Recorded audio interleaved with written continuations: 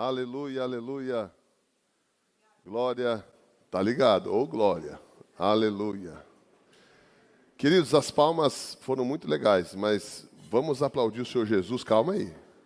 Com recheio. Como é que é com recheio? Teve uma época, não sei se os pastores pegaram essa época, que era proibido bater palma. Vocês chegaram a pegar? Vocês são mais novos, né? Mas não podia bater palma. Só podia dar glória, dar aleluia. Aí inverteu. Hoje o povo aplaude, que é uma bênção. Mas parece que é proibido dar glória. Pô. Então, como é que é com recheio, pastor? Com recheio é mais gostoso. Já comeu pastel de vento? É uma treva, não é? Minha avó tinha uma mania de fazer o pastel premiado. Ela está na glória já. Eu ganhei ela para Jesus. Aí ela fazia vários pastéis e tinha um vazio. Olha que tribulação. Aí pegava, avó, está vazio. Pegou o premiado, ela era italiana. Vamos aplaudir Jesus com recheio? Espera aí, calma aí. Cutuca o irmão aí e fala assim, vamos aplaudir com recheio. Como é que é com recheio, pastor? É aplaudindo, gritando aleluia.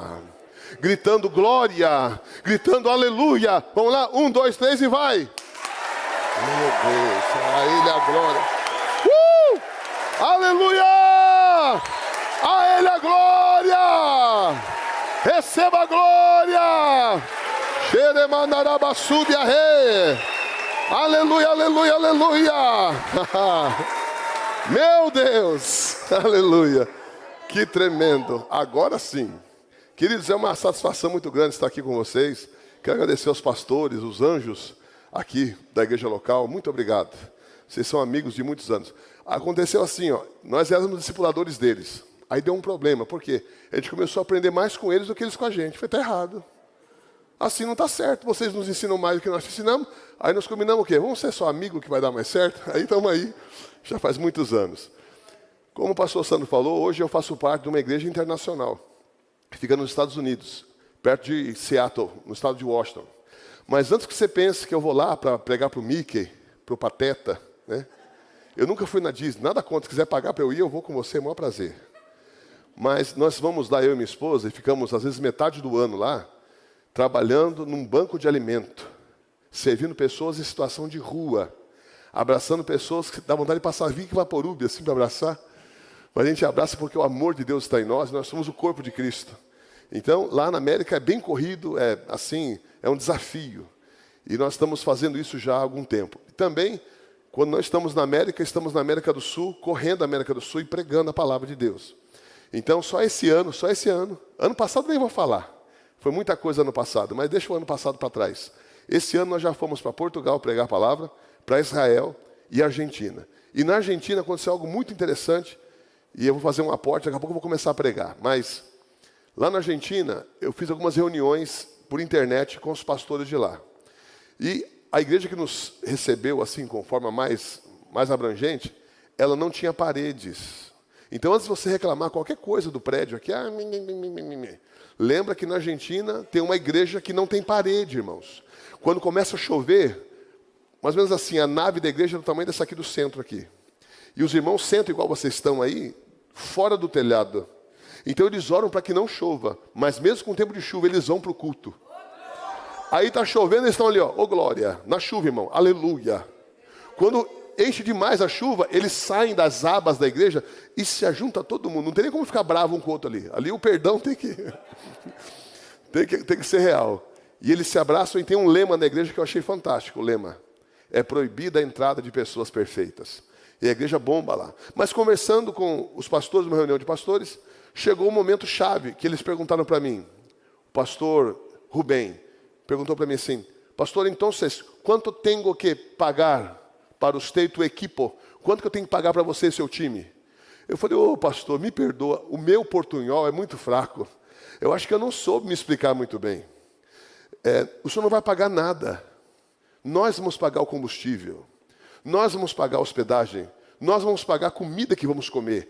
E qualquer gasto que o senhor tenha, nós vamos pagar. Aí ele estava com o celular assim, com mais pastores ao redor da mesa, naquela igreja sem paredes. Ele falou para os pastores assim, um ratito. O que é um ratito? É um rato pequeno. Não, um momentinho. E saiu com a câmera ligada, andou assim uns 20, 30 metros, pastor Ivanete. E eu não entendi nada. Ele filmava a árvore, filmava o pé dele, ele andando, aquela coisa, né? Fiquei até meio zonzo. Ele andou 20, 30 metros e parou. e começou a se filmar, sem querer se filmar. E começou a chorar. Eu falei, pronto. Ofendi o cara. Falei alguma besteira no meu espanhol, português. De verdade, irmãos, eu não sabia o que estava acontecendo. Eu falei, pastor, está tranquilo? O que se passa? Estás bem? O que se passa com você, pastor? E ele falou assim, desculpa, pastor Anderson. Escuta isso. O meu país está sangrando. O meu país está passando por um momento de trevas. E há muitos anos não escuto alguém dizer assim, eu quero ir para te ajudar. Você não precisa pagar nada. Há muitos anos eu não escuto isso, pastor. Perdoa eu não segurar a minha emoção. Eu preciso de ajuda. Obrigado porque você está vindo nos ajudar. E por que eu estou te contando isso? Agora chega em você. Porque uma das formas de eu fazer isso não é porque eu sou muito rico, não. Eu sou milionário, não tenho que fazer, eu gasto dinheiro com missões. Não. É através da literatura. Primeiro que são livros bons. Os irmãos que já leram sabem que são livros bons. Mas também, comprando o livro, você me impulsiona a continuar pregando a palavra de Deus.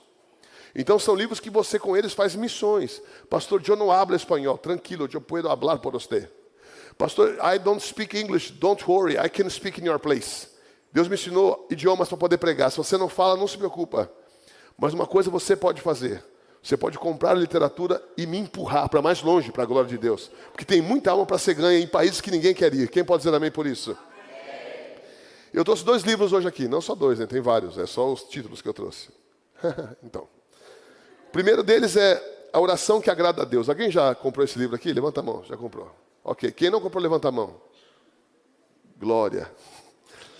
E esse aqui também, O Amigo dos Pecadores. Eu vou falar só desse aqui hoje, porque esse aqui eu já falei da última vez que eu vim. O Amigo dos Pecadores é um dos títulos que os fariseus deram a Jesus. Eles queriam paralisar o ministério do mestre. Então eles chamaram ele de Beelzebul, filho do diabo, lunático, herege, tentando barrar o sucesso do ministério de Jesus. E num dia eles estavam bem inspirados, falando assim, além de tudo isso, ele ainda é amigo dos pecadores. Foi a única vez que eu concordo com eles. Foi a única vez que eles estavam certos, porque Jesus disse, eu sou amigo de vocês, eu dou a minha vida por vocês. E Deus usa pecadores, sabia disso? Sabe por que Deus usa pecadores? Porque não há outro tipo de pessoa sobre a face da terra. O único que não era pecador é Jesus. Ele veio na forma humana, foi tentado em tudo, mas nunca pecou. O restante, desde o primeiro homem ao último que vier a existir, todos nós somos falhos. Mas fica tranquilo porque ele é o nosso amigo. Aleluia. E nesse livro eu vou te dar um spoiler, bem rapidinho aqui. Eu estava pregando numa das grandes igrejas de Curitiba, uma das maiores que tem lá. Estava nervoso. Qualquer dia que a gente vai pregar, uma igreja grande como essa, uma igreja pequena, uma igreja de garagem, o coração bate mais forte, porque estamos aqui representando alguém muito grande. Eu fui pregar naquela grande igreja, eu falei, vou quebrar o gelo, né? Aquele silêncio. Escute aqui. Aí eu falei assim, irmãos, nesta noite eu vou falar sobre o céu, muito sobre o céu, um pouco sobre o inferno, mas tudo que eu vou dizer essa noite é baseado somente nos textos bíblicos e na revelação escriturística, porque eu nunca morri. Nunca fui para o céu e nem quero ir para o inferno. Então tudo que eu for falar aqui é baseado somente nas minhas imaginações e na Escritura Sagrada. Se você já morreu, mas ressuscitou, porque se você só morreu, eu te repreendo em nome de Jesus, você não pode estar aqui. Mas se você já morreu e ressuscitou, no final do culto, vem me procurar e fala se eu fui bem ou não. Você já viu o céu, talvez tenha ido para o inferno e voltou, você me conta como é que eu fui. Todo mundo riu, eu ri também e dá-lhe pregar. Acabei de pregar, pela bondade de Deus, foi uma bênção. Deus me usou, Deus usa até um jumento, por que não vai me usar? Preguei, fui descendo, cansado, tira selfie, abraça um, abraça outro. Quero ir para o carro, quero ir para minha casa. Aí no caminho, no corredor da igreja, uma grande igreja, 2 rapazes me pararam. Eu falei, pois não, cansado. Eles falam assim, pastor, o senhor falou para procurar o senhor quem já tivesse morrido. Meu amigo morreu. E ressuscitou. Eu fiz assim, ó. Os 2 ficaram assim, ó. Aí eu... E ele falou, ele tem como provar, pastor.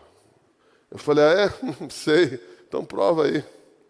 Pegou o celular, ligou o celular. No celular tinha uma reportagem. Perdão. Na reportagem, uma repórter local, uma moça, dizia assim, fulano de tal, foi fuzilado, levaram vários tiros, veio a óbito, parece-me ser por causa de drogas, tráfico de drogas, dívida com traficantes. O corpo dele está no HT, que é o Hospital dos Trabalhadores, aguardando liberação para que a família possa fazer o funeral. Ele desligou o celular, tirou o RG e falou, pastor, o senhor se lembra do nome que a moça falou? Eu me lembro. Olha o meu nome aqui. Olhei o RG, era o mesmo nome, rapaz. Ele falou, pastor, eu tenho toda a documentação, atestado de óbito, eu tenho tudo. Só não está comigo aqui, mas eu tenho tudo. E esse moço conhece a minha história, pastor.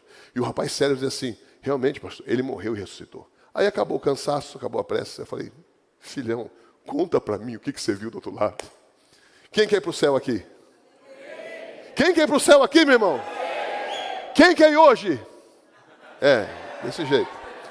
Ô, glória! Aí, eu quero, vai na minha frente, que eu não tomo pressa não, lá é eterno. E minha esposa está muito bonita ainda para morrer.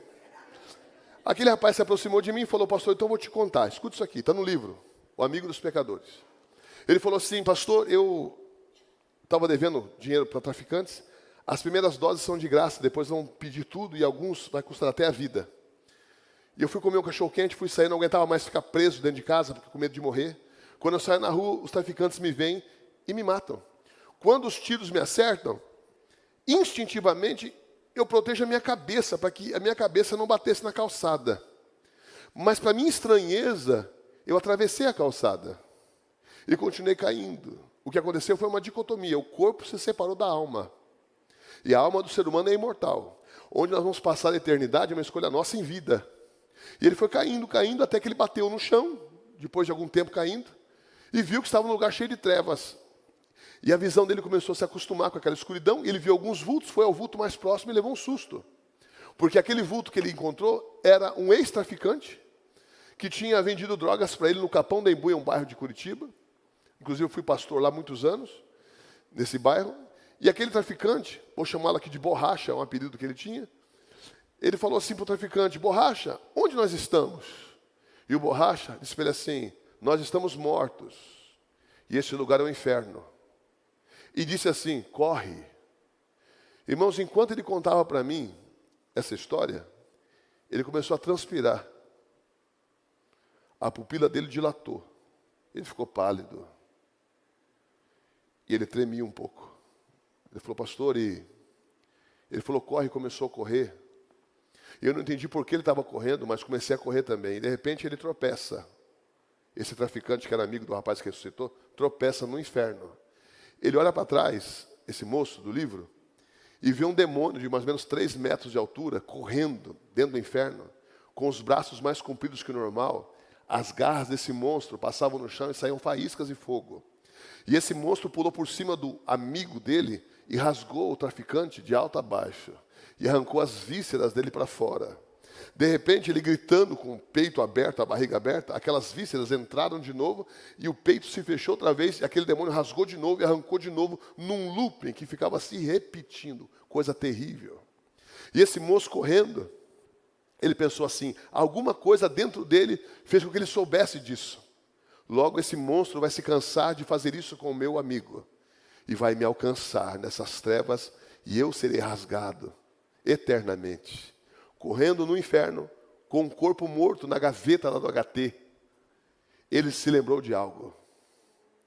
Num dia como esse, numa noite como essa, ele entrou numa igreja como essa. Ele estava doido, usando drogas, bêbado. Ele entrou e sentou na última cadeira do templo. E deixa eu falar algo sobre a igreja local. Esses lugares são embaixadas dos céus na terra. A igreja local não salva, mas quem salva habita dentro dela. Pessoas que entram aqui recebem palavra de salvação. São como crianças apresentadas a Deus quando têm já uma certa idade da razão, são batizadas nas águas, são doutrinadas na palavra e um dia vão entrar no céu. Cada porta dessa aberta a essa igreja, as demais igrejas locais que pregam a palavra de Deus, a palavra viva, a palavra da vida, são instrumento de salvação. É muito sério o que fazemos aqui. Nós estamos pregando salvação. E esse moço está lá no final, o pastor fala assim, você que entrou agora? Ele falou, eu? Não te conheço, moço. Mas um dia você vai estar cercado de densas trevas. No meio das trevas, clame o nome de Jesus e você verá a luz. Ele correndo no inferno, ele se lembrou dessa promessa E ele gritou o nome de Jesus. Pastor, o que aconteceu? Aí você compra o amigo dos pecadores e tira esse rapaz do inferno. E esse livro aqui, ele vai incentivar você a se aproximar de Jesus. Porque o diabo, ele fica querendo empurrar você para longe. Mas quando você entende que ele é teu amigo, você sente prazer de estar perto dele. E esse livro também vai ajudar você a ganhar almas para Jesus. Regala bem o olho aí. Regala esse olho. Faz cara de doido. Menos um pouquinho. Fiquei com medo agora. Só isso. Fale para uma pessoa do seu lado aí, ou duas, com fé e autoridade. Estou sentindo que Deus vai te usar. Diga isso. Diga isso. Para me dar um livro do pastor Anderson essa noite. Fala aí. Deus vai te usar para me dar um livro do pastor essa noite. Aleluia. Perdão. Abra sua Bíblia, por favor. Em João capítulo 11. Vocês gostam, né? João capítulo 11. Abra aí, por favor. João 11, do verso 1 a seguir. Quem encontrou, diga amém. Aleluia. Deus está conosco aqui. Todos encontraram? Aqui é a igreja chique, já está aqui atrás. Ei, essa igreja é demais.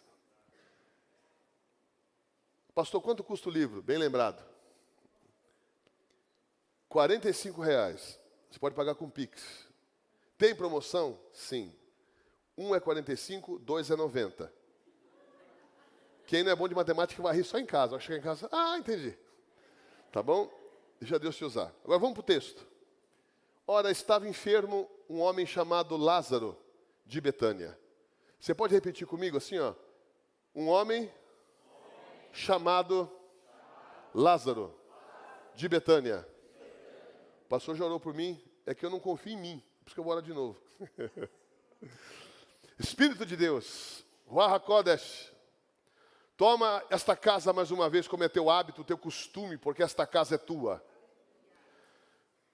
Espírito de Deus, atua livre entre nós. Abra o nosso entendimento e todos os demônios que porventura queiram impedir esta palavra, já foram vencidos no Calvário e nós anunciamos Cristo ressurreto para a glória de Deus. Amém. Em primeiro lugar que precisamos entender é que a Bíblia foi escrita em idiomas antigos. Hebraico, aramaico e grego. E você não precisa saber esses idiomas. A Bíblia foi muito bem traduzida. A Bíblia que você usa, que os pastores recomendam, essa Bíblia que eles colocam aqui no projetor, é uma Bíblia traduzida com esmero, com muito cuidado. Então, tudo que estava escrito no original está aqui.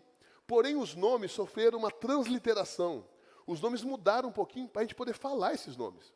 Por exemplo, o nome de Jesus, qual é de fato? Lá em Israel, qual é o nome de Jesus? Yeshua. Pastor, mas se eu falar Jesus, o diabo sai? Se você falar Jesus, o diabo sai.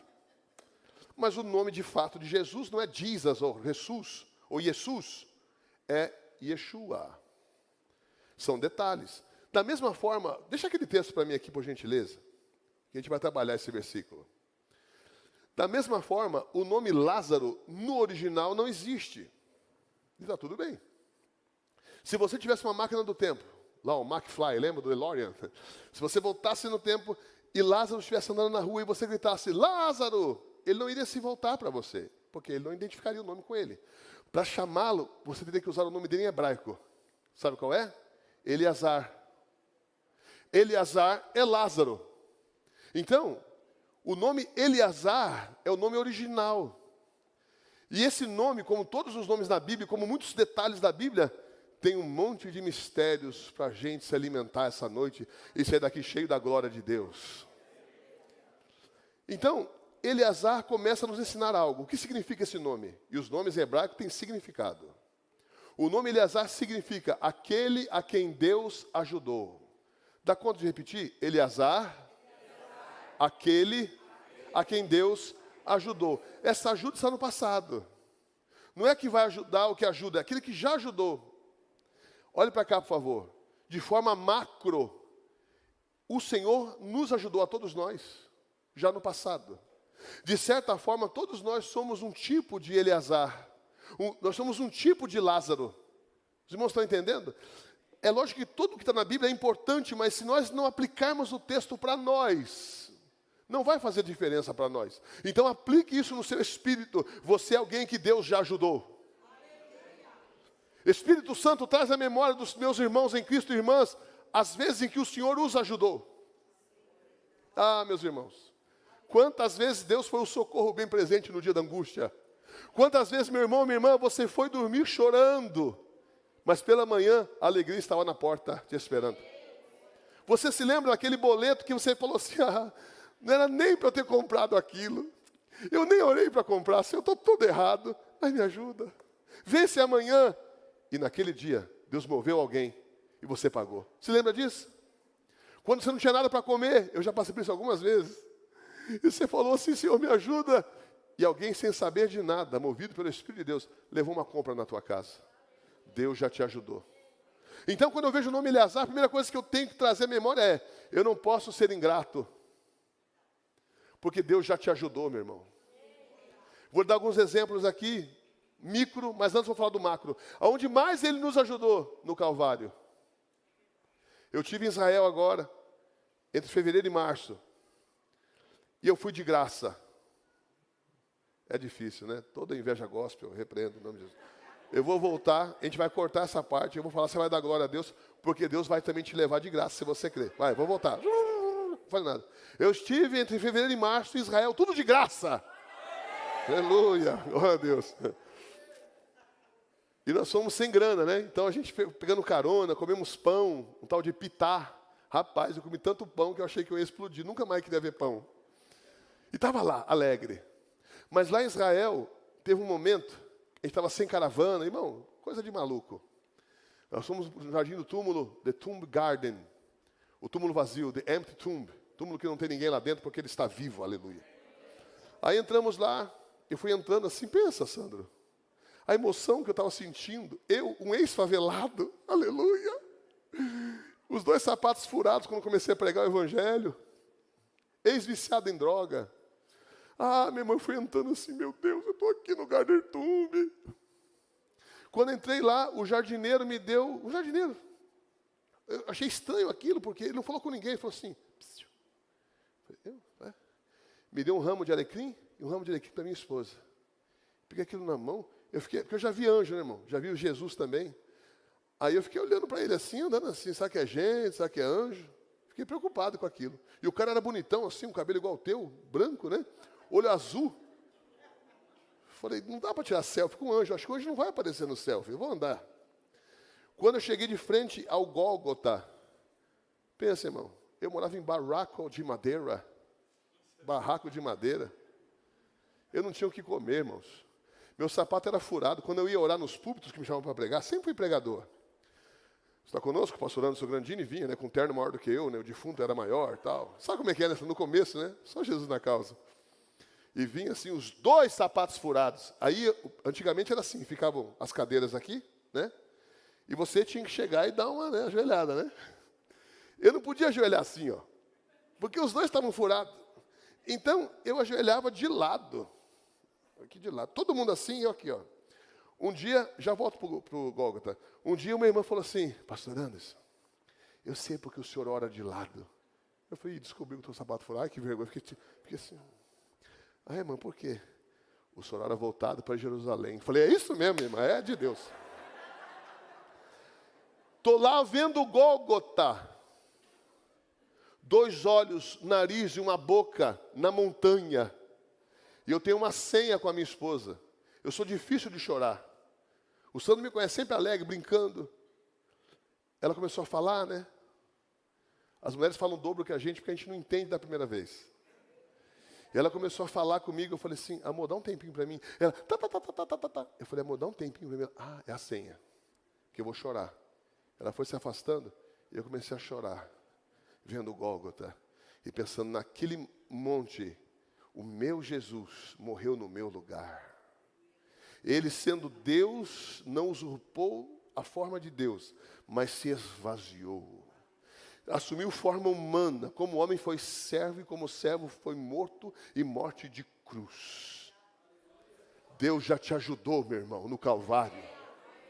Ele carregou os teus pecados no Calvário e Ele eliminou o poder da morte no seu lugar. Nós temos que ser mais gratos. Nós somos um tipo de Eleazar, temos que estar sorrindo mais. mas cheios de contentamento. O apóstolo Paulo chega a dizer assim: olha, eu aprendi o segredo de estar satisfeito em qualquer circunstância. Tem se alegrado no Senhor? Eu desafio você, igreja, a levantar suas mãos comigo e agradecer ao Senhor por um minuto. Só se você está grato pelo Calvário. Só se você, como eu, também sentiu o cheiro da fumaça do inferno e foi livre dela. Abre a sua boca, meu irmão, e declare: obrigado, Senhor, pelo Calvário. Te damos graças, Senhor, porque fomos ajudados pelo Senhor. O Espírito Santo está trazendo à tua memória, ao teu espírito, essas realidades espirituais. Aquele que era o dono das estrelas, o Senhor dos mares, foi visto em carne humana. Aleluia! Aleluia! Aquele a quem Deus ajudou. Quando tudo está indo errado comigo, quando estou passando por lutas e problemas, quando passo por tribulações, por angústias, eu trago à minha memória aquilo que me traz esperança. Não sei se os irmãos conhecem a minha esposa. A minha esposa é muito bonita, mulher muito linda. Glória a Deus, aleluia. Namoro essa mulher há 30 anos, terra. Mas eu me lembro quando eu era um jovenzinho, solteiro, desesperado para casar. E me disseram na igreja: ó, você pode casar só uma vez. Eu falei: meu Deus. E é só com aquela pessoa que sabe viver a vida toda. Eu falei: Jesus amado, tem que ser a pessoa certa. E eu numa praça em São Paulo, passa aquela moça, material escolar, blusa amarrada na cintura, cabeluda, olho verde. Estou lá em casa, aleluia, glória. E apontei para ela. Irmão, eu não tinha um gato pitoco para puxar para o rabo, não tinha nada. Apontei para ela e falei assim: Senhor, sabe aquela pessoa que eu quero casar, que eu fico descrevendo para o Senhor? Tinha um medo de Deus errar, irmão. É daquele jeito ali. Queridos, lá em São Paulo, 2 anos depois, na igreja que eu congregava, a minha esposa, que ia ser minha esposa, entra no culto. E ela não aceitou Jesus. Eu digo que ela foi atacada pelo Espírito Santo. O Espírito Santo destruiu ela. Pam! Ela já não prestou para mais nada. Ela usava droga, largou a bebida, largou tudo. E quero Jesus, Jesus, Jesus. Já mudou as vestes. Já, oh glória, já meti um anel no dedo dela. E já casamos e estamos juntos. Quando as coisas estão dando errado, eu me lembro: Deus já me ajudou. Pastor, mas a pessoa que eu casei, agora o problema teu é essa é até o fim da glória, aleluia. Você que escolheu. Outra coisa que me lembro, quando as coisas não estão indo muito bem, eu lembro que eu sou um tipo de Eleazar. Deus já me ajudou. Isso te ajuda a ser um crente resiliente. Quando você tem memória, senão você começa a murmurar de Deus. Eu me lembro uma vez, estava orando na minha casa, tem alguns anos isso. Orando, e Deus me deu uma visão. Eu vi o meu filho pequeno, Daniel. Ele era bem gordinho, assim, as coxas batiam uma na outra, coisa mais fofa, cabeludinho. Tinha uns 11 anos. Eu vi ele andando, assim, com roupa de escola, e vi 2 asas, como asas de pardal, só que gigantes, cobrindo meu filho. Legal, era umas 4 da manhã, terminei de orar. Eu oro muito de madrugada, porque eu sou muito crente, não, porque eu tenho insônia. Então, nada melhor fazer do que orar. Eu fico orando de madrugada. Não sei jogar videogame, não gosto de televisão, vou orar. O diabo me acordou? Não quer deixar eu dormir? Agora você vai aguentar, Satanás, eu vou orar. E contei para minha esposa de manhã, vamos tomar café. Falei: eu tive uma visão com o Daniel, assim, assim, assim. E fui para o trabalho, para a igreja. Era pastor local. Voltei à noite, depois de atender muitas pessoas, servi muitas pessoas, voltei à noite. A minha esposa falou assim: amor, eu preciso te contar uma coisa. Eu falei: fala. Ela veio com aquela vontade de contar. Eu falei: fala, minha filha, o que foi? Na hora do almoço, eu contei a sua visão para as crianças ao redor da mesa, enquanto almoçávamos. O Daniel ficou pálido e falou assim: mãe, isso aconteceu agora há pouco. O meu filho estudava numa escola que tinha que atravessar uma rodovia para ir para casa. E ele, garoto, foi atravessar a rodovia, olhou e viu que o semáforo estava fechado para os carros. E logo abriu para ele. E criança não tem juízo. Ele falou: está fechado? Ele nem olhou, foi atravessar. No meio da pista, uma rodovia, um caminhão, um Mercedes, vindo a toda. Começou a querer frear. E um caminhão daquele não para, irmãos. E o meu filho ficou sem reação. E ele falou chorando e tremendo: criança, mamãe, as minhas pernas não funcionavam. Eu olhei para o caminhão começou a crescer diante de mim. Mas de repente, alguém me pegou assim, pelo colarinho da blusa, e me arrancou os 2 pés do chão e me puxou para trás. E o caminhão passou, aleluia. O anjo do Senhor se acampa ao redor dos que o temem e os livra. Deus já te ajudou. Aleluia! Será na que abassuri na cantarebia rai. Deus já te ajudou. Quantas vezes Ele te livrou? Aleluia. O que mais eu vejo nesse texto, queridos irmãos? Eu vejo também que além de Eleazar ser alguém que Deus já ajudou, ele ficou enfermo. Não significa que você tendo Jesus vai estar blindado contra todo tipo de problemas. O pastor passou um problema de saúde. Deve ser pecado. Não é não, querido. Nós somos humanos. O irmão falando está meio triste. Ele é humano. Não é porque somos cristãos que fomos desligados das desventuras do mundo. Fazemos parte do contexto. Por que o pastor fala assim? Olhe pelo Brasil. Por quê? Está se formando no horizonte da igreja dias sombrios. E o que vamos fazer? Vamos ser crentes de fato, porque o Coliseu não parou a igreja. Os leões não pararam a igreja. O fogo do Império Romano não parou a igreja. A igreja que mais cresce é a igreja chinesa, que é proibido ser crente lá. Eu profetizo sobre você, sobre as nossas vidas, resiliência, autoridade. Escute, aquele homem ficou enfermo. Aquele que Deus ajudou, amigo de Jesus, ficou doente. Se você chegar mais perto do meu rosto, você vai ver que tem uma cicatriz no meu rosto. Aqui de fora a fora e algo aqui no meu nariz. O que é isso, pastor? Foi um câncer, há poucos dias atrás. A minha filha está fazendo medicina. Não, eu não sou milionário. Ela que é muito inteligente. Passou na federal, graças a Deus. E ela falou, pai, essa mancha aí não está legal. É alguma coisa na asa do seu nariz. Fui no médico. O médico falou, vai ter que operar. Fui no hospital, fui com roupa de pastor. Fui tudo tranquilo. Não levei chinelo, vai só no rosto, é um negocinho de nada. Tranquilo. Estava dentro daquela sala de espera, com algumas pessoas ali internadas. Chegou uma enfermeira desse tamanho, assim, ó. Parece que Deus usou ela só para me quebrar, pequenininha. Ela chegou no primeiro homem que estava lá, com a esposa, a família.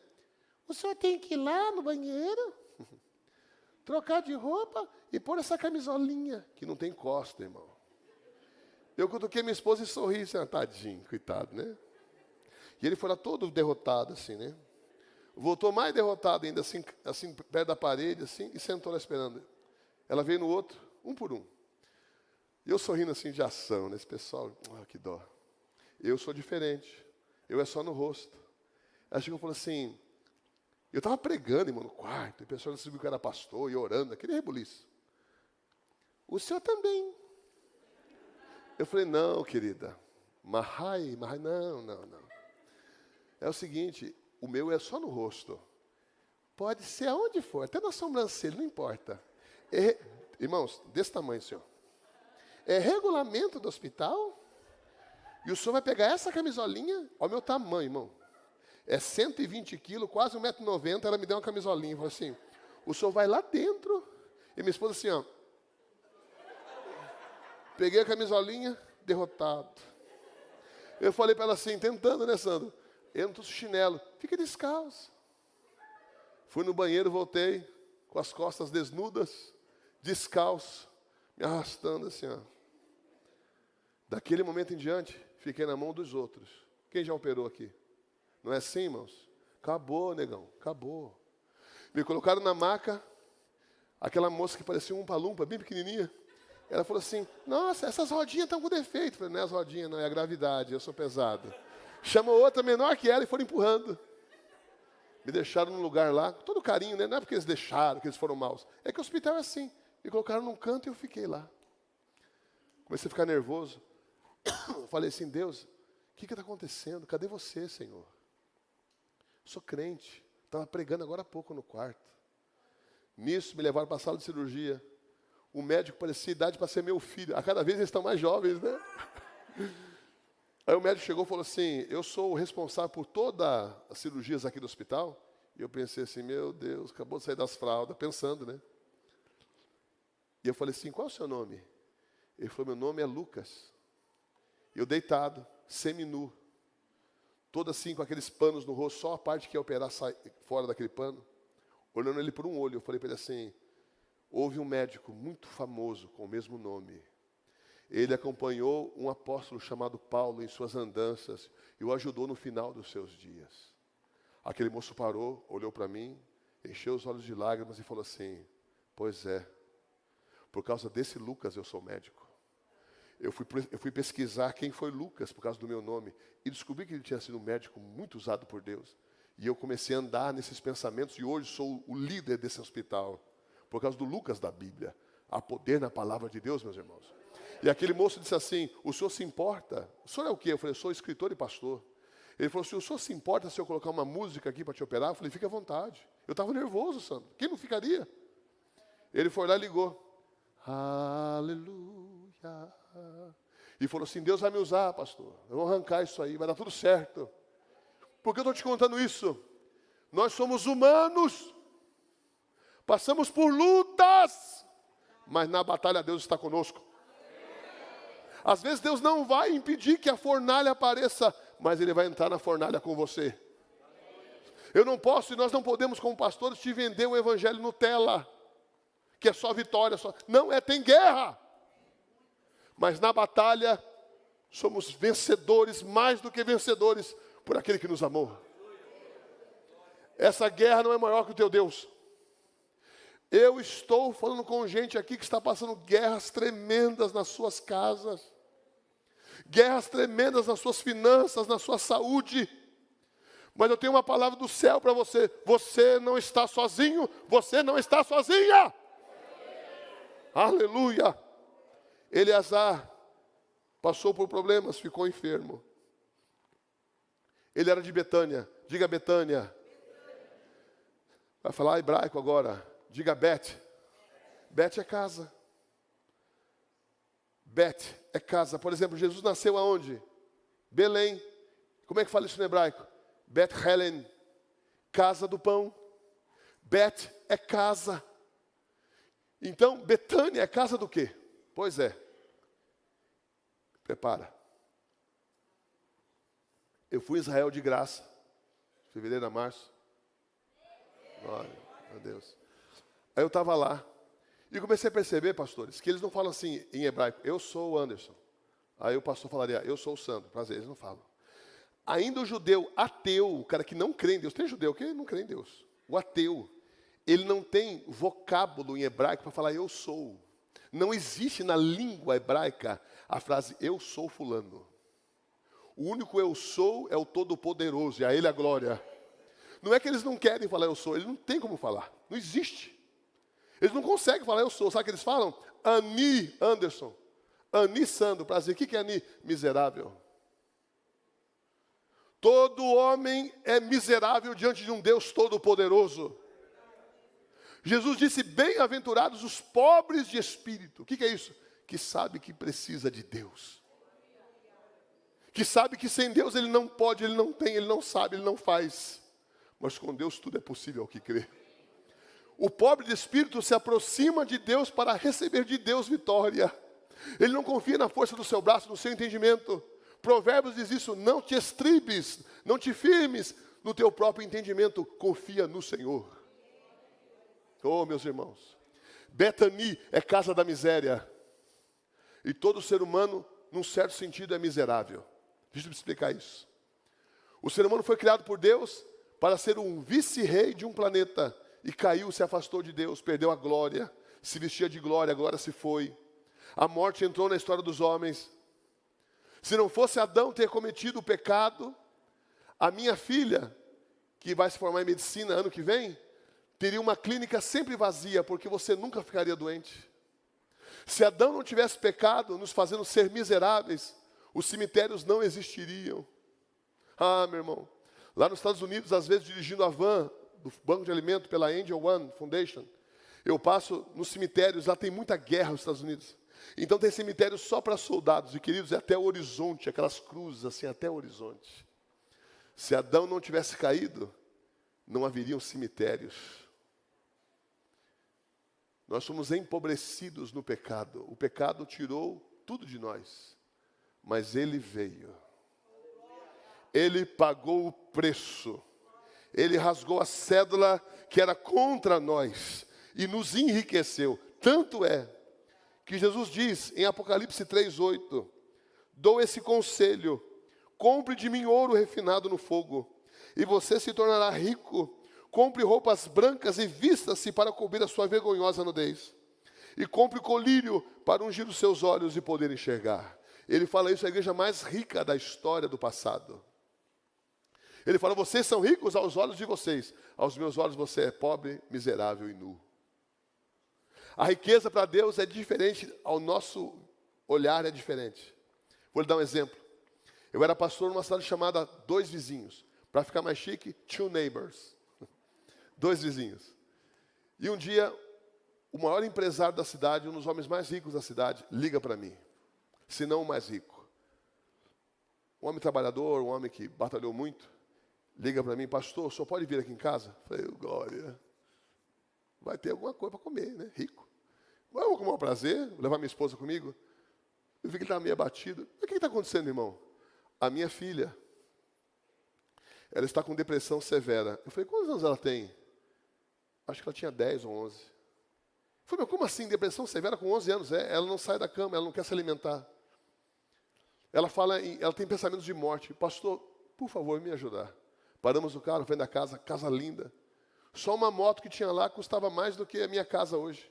Era uma moto mais de 1.000 e não sei quantas cilindradas da BMW, carros luxuosos, uma casa muito linda, tudo limpinho, assim, organizado. Um homem poderoso abriu a porta derrotado. Falou, pastor, vê se o teu Deus pode fazer alguma coisa. Porque já levamos em todos os lugares e ela vai de mal a pior. Eu peguei minha esposa, subimos a escadaria, uma escada comprida. Chegamos num quarto lindo. Tudo que uma criança gostaria de ter, ela tinha. Ficou eu e minha esposa ali, sentamos no pé da cama. Eu falei, minha filha, o que está acontecendo? Fala com o pastor. Aquela voz bem fininha de criança. Eu não sei. Eu só sei que tem uma tristeza no meu coração. É uma tristeza, pastor. Parece que tem um vazio aqui dentro. Eu não tenho vontade de comer. Eu não quero ir para a escola. Eu só quero ficar aqui nesse quarto. Eu sorri para ela, porque eu senti a glória de Deus enchendo aquele lugar. Eu falei, querida, eu trouxe um amigo, que se ele entrar no seu coração, ele é tão grande e poderoso, que ele vai jogar a tristeza e a angústia para fora. E você vai saltar de alegria. Você quer receber esse meu amigo? Ela sorriu. Eu gostaria. Ele vai mandar a tristeza embora? Eu falei, vai. Então ele pode entrar. Eu falei, dá suas mãos para mim. Vamos orar. Oração do pecador. Oração de 1 minuto. Jesus entra na minha vida. Nem pecados tinha, tadinha. Que pecados ela tinha? Perdoa os meus pecados. Escreve meu nome no livro da vida. E Jesus, tu és bem-vindo no meu coração. Amém. Ela amém. E daí, o que aconteceu? Irmãos, ela pôs a mão no peito. Olha, pastor, é verdade. A tristeza foi embora. A tristeza foi embora, pastor. Eu falei, trago comida para ela. Ela começou a comer, começou a brincar. Nunca mais. O que ela faz hoje? Psicóloga. Ela agora ajuda pessoas. É uma mulher já casada com filhos. Ela ajuda pessoas a saírem do buraco que um dia ela estava. Riqueza para Deus são patrimônios espirituais. Queridos, uma coisa, quando você é criança, a pessoa dizer para você assim, vai escovar o dente. Quem que a mãe falava, vai escovar o dente? A mim não falava, por isso. Vai escovar o dente. Vai tomar banho. O que a gente falava? Lavou direito? Deixa eu ver essa orelha aqui se está lavada. É assim ou não era? Mas conforme os anos foram passando, você faz isso, olha para cá. Você faz isso automaticamente. Alguém precisa mandar você escovar o dente? Alguém precisa mandar você tomar banho? Não. Riquezas espirituais é sua responsabilidade buscar em Deus. Não é o pastor que vai te dar o angu mastigado, come, não, não, não. É o seu particular com Deus. É você dizendo assim, eu não tenho, eu não sou, eu não posso, mas tu tens, Senhor. Tu podes, tu és, me enriquece da tua presença. Quem está entendendo, diga amém. Betani, casa da miséria. Eu declaro que você vai ser enriquecido de Deus, mas você precisa reconhecer que nada tem sem Ele. Sem mim, nada podereis fazer.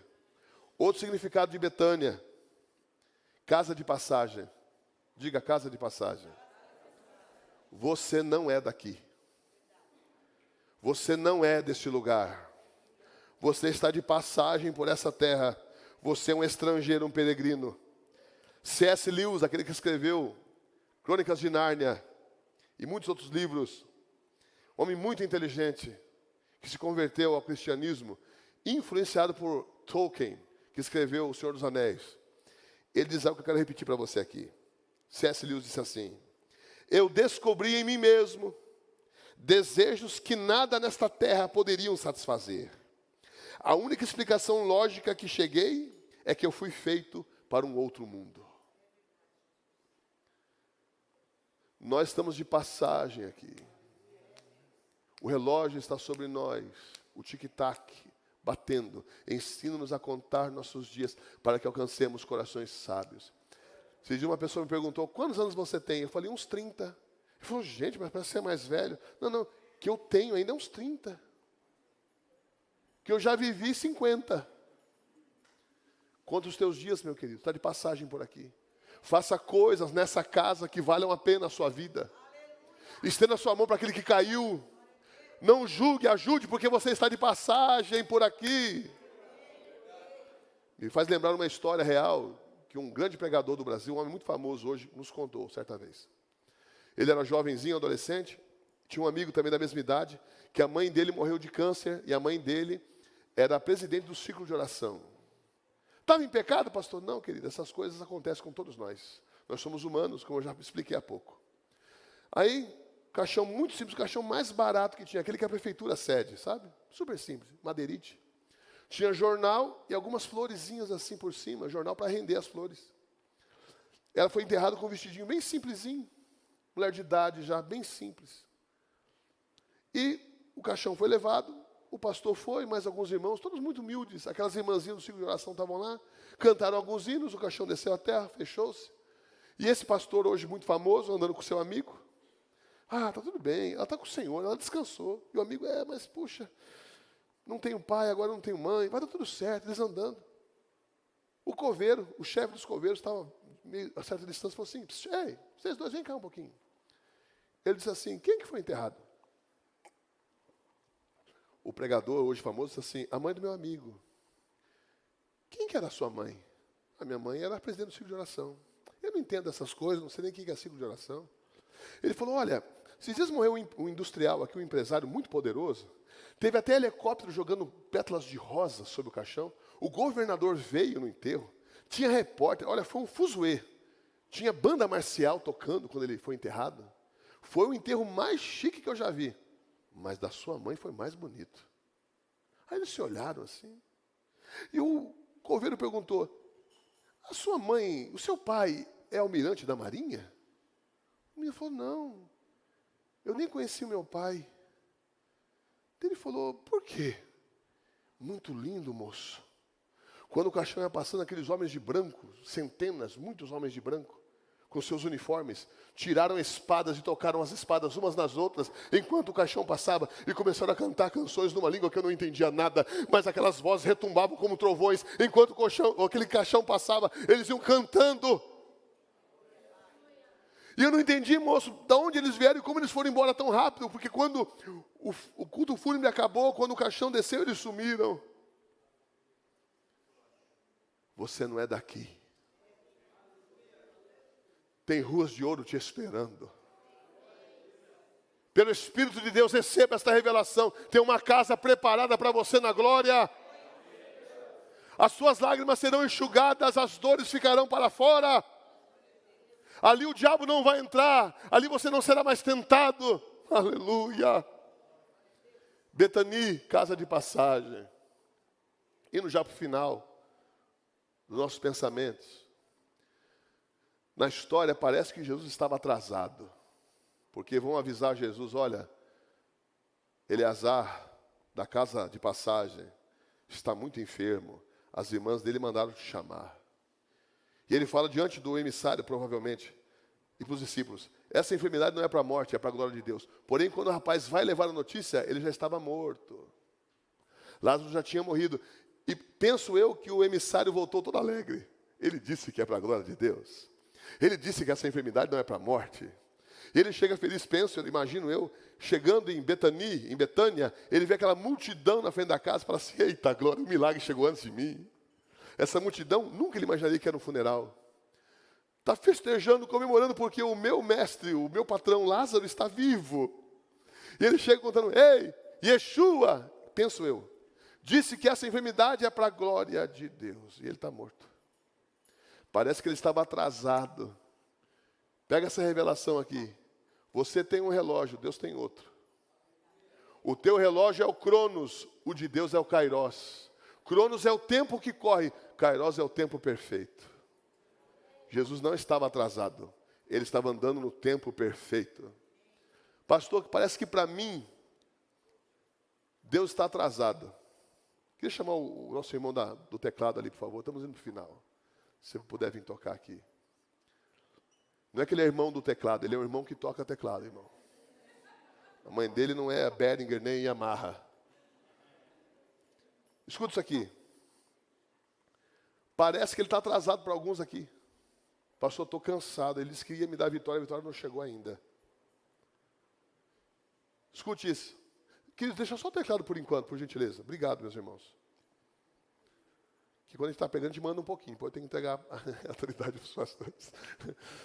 Escute isso.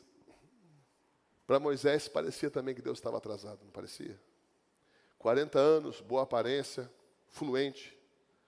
Me parece, ouvi lá em Israel, que a língua de Moisés tinha sido ferida no Egito, queimada com fogo, como punição por ter matado o egípcio.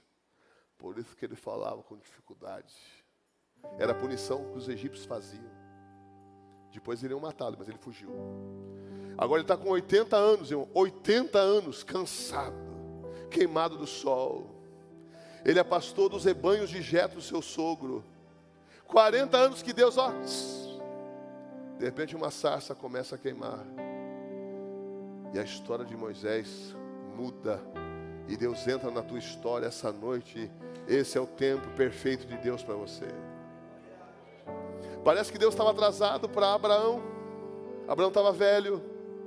Sara, velha. Tinha cessado a menstruação de Sara. Nunca ela poderia conceber. Abraão não era mais um homem inteiro. Os hormônios de Abraão tinham cessado. Ele era apenas amigo da esposa. Dormiam juntos, assim como Davi dormia com aquela virgem no final da sua vida sem conhecê-la. Eram amigos. O papo era, o que vamos comer amanhã? Uma sopa. Era assim. Dois velhinhos. Se aqueciam na noite. Sobrou só a amizade. Não teve filhos. 90 anos, ok. Mas o Cronos e o Kairos se chocaram numa noite em que Abraão disse assim, Sara, eu quero você. Mas com 100 anos, pois eu te quero. Eu sinto a força em mim de novo. Ela disse, olha, eu também, eu sinto assim, meu coração batendo mais forte. Deus dizendo assim, essa noite é impossível, eu estou gerando uma promessa. Parecia que Deus estava atrasado para Eleazar, para Lázaro, mas parecia também que Deus estava atrasado para Pedro, Tiago e João. Tiago e João eram irmãos. E Pedro tinha a mesma profissão deles, eles eram sócios. Sabe por que eles eram pescadores? Porque os pais deles eram pescadores. Então isso significa que aos 12 anos eles foram chutados da sinagoga. Talmadim, discípulos, eles iam na sinagoga, criança, estou aqui trazendo para os dias de hoje, né? Pega a lancheira, tchau mãe, estou indo para a sinagoga, iam aprender a Torá. Mas aos 12 anos o rabino da aldeia disse assim, não dá para vocês são muito lentos, vocês não aprendem as escrituras, vocês não têm uma mente assim rápida. O que seu pai faz? Aí Pedro falou, criança, 12 anos, meu pai, meu aba, ele é pescador, vai pescar rapaz, não dá para você não. E vocês dois aqui, amigos, quase a mesma idade, Pedro um pouco mais velho. Nosso pai é pescador, vamos pescar. Acabou. E uma manhã, cansados, eles estavam pensando assim, não prestamos para a religião judaica. Somos burros demais. E nem pescar sabemos. Lavando as redes sem esperança, assim, nem para pescar a gente presta. Deus se esqueceu de nós. Até que chegou um jovem da Galileia. Pregou uma mensagem que quebrou corações. E no final foram assim, não pegaram nada, né? Nada. Vamos de novo ao alto mar. Eu estive lá, irmãos. Aleluia. Mar da Galileia. Vai em alto mar. Joga a rede do lado direito. E a vida deles mudou. Entenda que Jesus, qual era a profissão de Jesus? O que ele fazia? A profissão dele. Porque José era carpinteiro. Isso significa que parecia que Deus estava atrasado para Yeshua. Porque aos 12 anos o rabino da aldeia disse assim: não dá. Você faz perguntas difíceis demais. Você alvoroça a aula. Você não tem chamado para ser um mestre. Meu Deus. Você não entende a palavra como nós ensinamos. Você sempre entende diferente. Xalabadagai. Porque ele é a palavra. E a palavra foi expulsa da sinagoga. O que teu pai faz? Qual deles?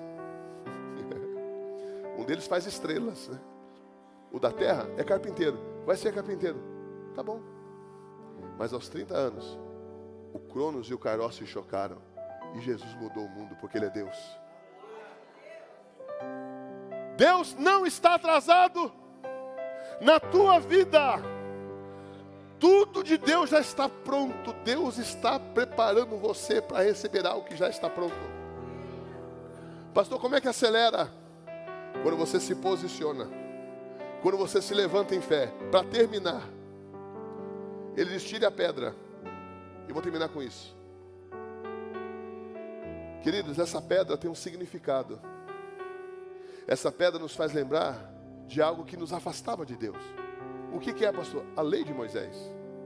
Através da lei de Moisés, era impossível nos aproximarmos de Deus.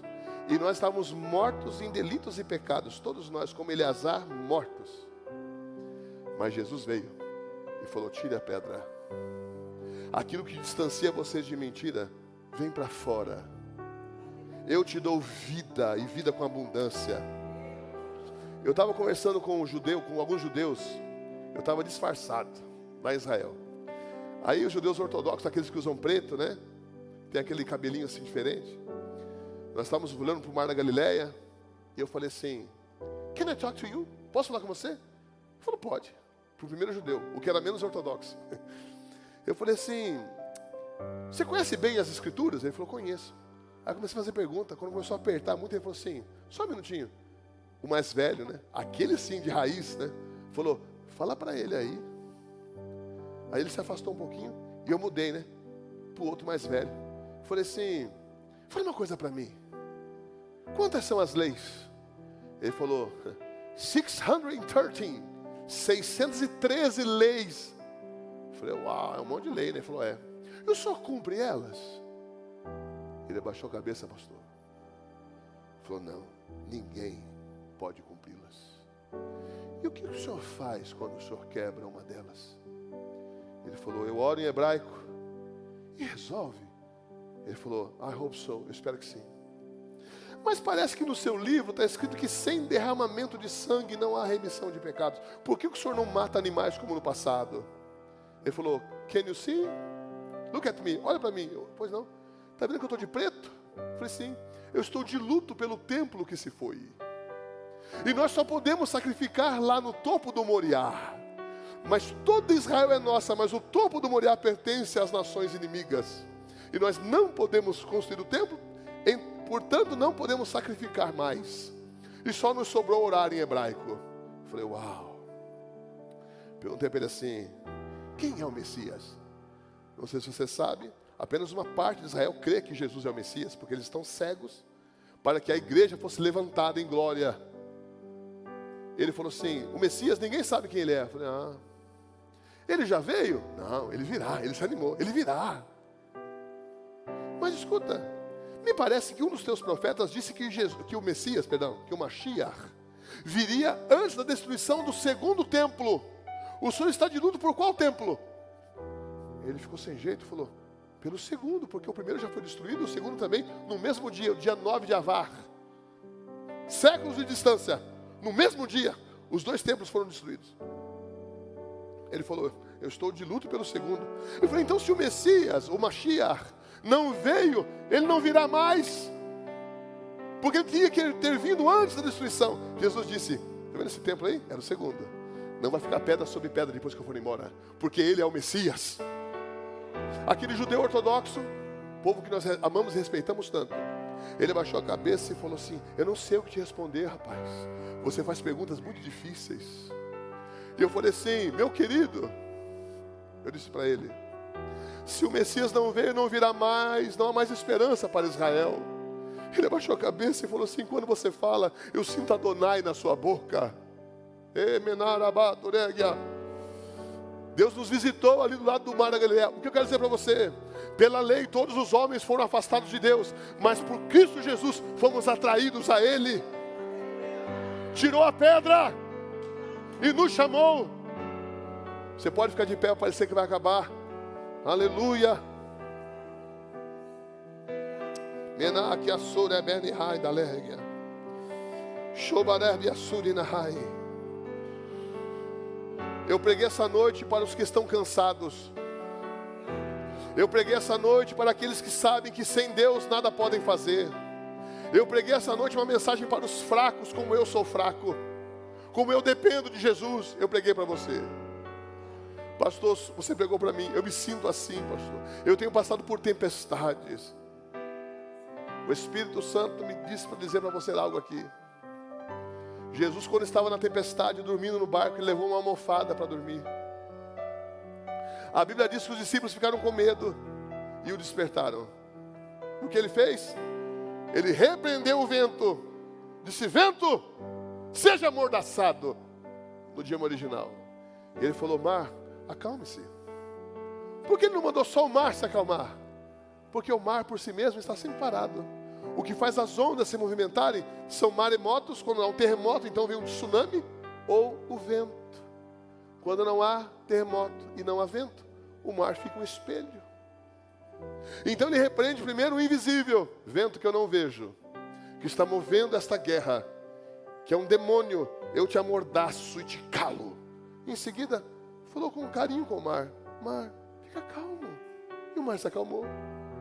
Nessa noite, pelo poder do Espírito, nós vamos, nessas lutas que você está passando, repreender o mundo invisível. Os demônios, algumas ondas que são criadas no oceano a 2 quilômetros de distância da praia. O vento é gerado ali, a onda vem 2 quilômetros, então desemboca na praia. Tem coisas acontecendo com você que é o mundo espiritual. Então você repreende no invisível o demônio, mas as pessoas que o diabo está usando, você fala com amor. Você repreende o demônio, mas fala com o esposo assim, tá bom amor, eu te amo. Você bebeu de novo? Teu prato está aqui. Jesus te ama, marido. Deus está trabalhando na sua vida. Você é bem-vindo nessa casa, essa é a sua casa. Não é, pastor? No espiritual você repreende com firmeza o demônio, mas as pessoas você fala com carinho. Traz a sua guerra aqui para frente. Eu quero orar por você. Há uma unção nessa noite aqui. Vem para cá, Eleazar. Sai do seu lugar. Quero orar por você. Aleluia, aleluia.